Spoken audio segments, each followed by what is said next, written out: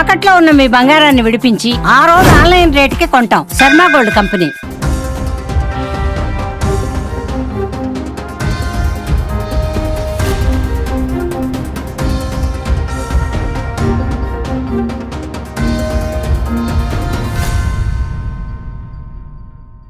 ఆధ్యాత్మిక రాజధాని తిరుమల వెంకన్నను దర్శించుకోవడానికి భక్తులు ఎంతో భక్తి శ్రద్ధలతో తిరుమలకు వస్తూ ఉంటారు. కనీసం కాళ్ళకి చెప్పులు లేకుండా వచ్చి స్వామివారిని దర్శించుకొని మొక్కులు చెల్లించుకుంటూ ఉంటారు. అయితే టీటీడీలో ఒక నిబంధన అనేది ఎప్పటి నుంచో కంటిన్యూ అవుతోంది. తిరుమలకు అటు మద్యం మాంసం తీసుకురాకూడదు, మత్తు పదార్థాలు కొండపైన సేవించకూడదు అనేటువంటి నిబంధన టీటీడీ చాలా కఠినతరం చేసినటువంటి సందర్భంగా కింద సప్తగిరి టోల్ గేట్లోనే చాలా చెకింగ్స్ అనేది జరుగుతూ ఉంటాయి. వచ్చేటువంటి వాహనాలని కావచ్చు, అంటే భక్తుల్ని నిశితంగా చెక్ చేసిన తర్వాతనే తిరుమలకి అనుమతిస్తూ ఉంటారు. కాకపోతే ఇటీవల ఒక వ్యక్తి మందు బాటిల్ పెట్టుకొని తిరుమల ఔటర్ రింగ్ రోడ్డుపై హల్చల్ చేసినటువంటి కొన్ని ఫొటోస్ సోషల్ మీడియాలో ప్రస్తుతం సర్క్యులేట్ అవుతున్నాయి.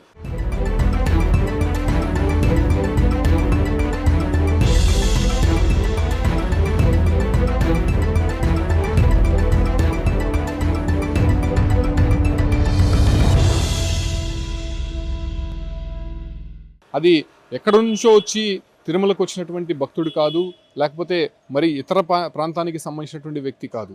తిరుమలలో ఉంటున్నటువంటి స్థానికుడు, దశాబ్దాల నుంచి అక్కడే ఉంటున్నటువంటి ఆ వ్యక్తి ఒక మందు బాటిల్తో తిరుమల ఔటర్ రింగ్ రోడ్లో ఫోటోలు ఉన్నటువంటి దృశ్యాలు మనం చూస్తున్నాం. నిజంగా ఇది తిరుమలకు వచ్చేటువంటి భక్తుల మనోభావాలు దెబ్బతీసే విధంగా ఉందని చెప్పొచ్చు. ఎందుకంటే ఎంతో నియమనిష్టలతో వచ్చేటువంటి భక్తులని క్షుణ్ణంగా తనిఖీ చేసి తిరుమలకు పంపిస్తూ ఉంటారు. సో అటువంటి పవిత్రమైనటువంటి ప్రాంతంలో ఇలా మందు బాటిల్తో ఓ వ్యక్తి హల్చల్ చేయడం. ఈ వ్యక్తి పేరు భీమవరపు నాగరాజు రెడ్డి అలియాస్ మందల నాగరాజు రెడ్డి అంటారు. ఇతను తిరుమలలో ఉన్నటువంటి బాలాజీ నగర్లోనే నివాసం ఉంటున్నారు. ఇది వైసీపీకి సంబంధించినటువంటి ఒక కార్యకర్త. తిరుమలలో వైసీపీ ప్రచారం సమయంలో కూడా ఇతను నిబంధనలు ఉల్లంఘించి అక్కడ కొన్ని కార్యక్రమాలు చేశారనేటువంటి ఫిర్యాదులు కూడా ఉన్నాయి. అయితే అదే కాకుండానే అటు వైసీపీ ప్రభుత్వంలో అనధికార తట్టలు అక్కడ పెట్టించాడు. అక్కడ ఉన్నటువంటి ఎస్టేట్ ఆఫీసర్తో రెవెన్యూ ఆఫీసులో ఉన్నటువంటి కొంతమంది అధికారులతో కుమ్మక్కయ్యి అనేక మంది దగ్గర డబ్బులు వసూలు చేసి ఈ తట్టలు పెట్టించాడు అనేటువంటి ఒక ప్రచారం కూడా జరుగుతోంది.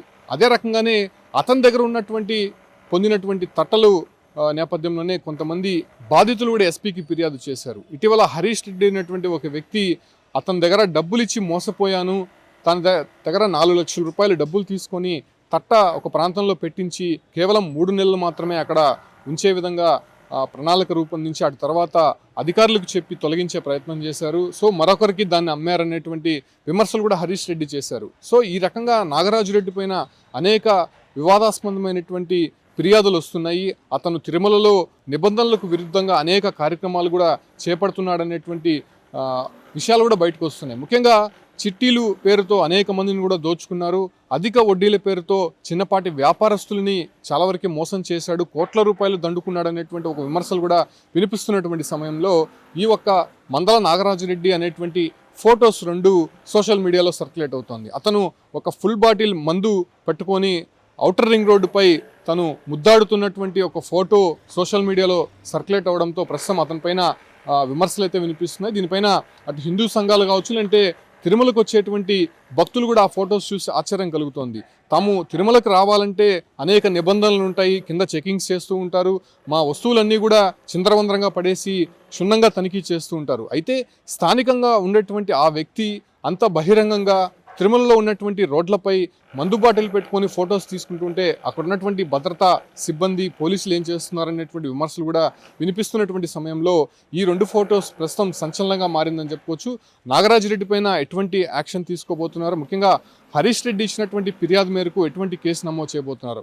ఈ ఒక్క హరీష్ రెడ్డే కాదు, అనేక మంది బాధితులు దాదాపు 150 తట్లకు పైగా తిరుమలలో అనధికారికంగా ఇతని సిఫారసుతో రెవెన్యూ అధికారుల అండదండలతో పెట్టారనేటువంటి విమర్శలు వినిపిస్తున్నాయి. దాంతోపాటు కూడా ఒక్కొక్క తట్టకి 4 లక్షల రూపాయలు వసూలు చేసినట్టయితే మాత్రం కొంతమంది బాధితులు చెప్తున్నారు. అయితే అందరూ బయటికి రావట్లేదు, కానీ కొంతమంది బయటికి రావడము, కొంతమంది అతనికి భయపడి ఈ ఒక్క సబ్జెక్ట్ని క్లోజ్ చేయడము, లేకపోతే లాస్ అయిపోయినామని చెప్పి వెళ్ళిపోవడము అనేటువంటి విషయాలు బయటకు వస్తున్నాయి. కాకపోతే ఇప్పుడిప్పుడు నాగరాజు రెడ్డి చేసినటువంటి ఈ ఒక్క ఆకృత్యాలపైన అటు విజిలెన్స్ కావచ్చు అంటే టీటీడీ ఎలా స్పందిస్తుందో చూడాల్సి ఉంది. ఇప్పటికే కూటమి ప్రభుత్వం వచ్చిన తర్వాత టీటీడీలో అనేకమైనటువంటి మార్పులు తీసుకొస్తుంది. ముఖ్యంగా తిరుమలలో ఉండేటువంటి వ్యాపారానికి సంబంధించి అనధికారిక తట్టలకు సంబంధించి టీటీడీ బోర్డులో కూడా ఒక రెజల్యూషన్ పాస్ చేశారు. ఎవరైతే లైసెన్స్ లేకుండా అనధికారికంగా పెట్టుంటారో వాటన్నిటిని కూడా పూర్తిగా తొలగించండి, అవన్నీ కూడా తీసివేయండి అని చెప్పి బోర్డు ఆదేశాలని కూడా రెవెన్యూ అధికారులు పట్టించుకోలేనటువంటి విమర్శలు వినిపిస్తున్నాయి. ఇప్పటికీ కూడా నాగరాజరెడ్డికి సంబంధించినటువంటి కొంతమంది మనుషుల తట్టలు కూడా ఇంకా అక్కడ ఉన్నాయి, వాళ్ళు వ్యాపారం చేసుకుంటూ ఉంటారు.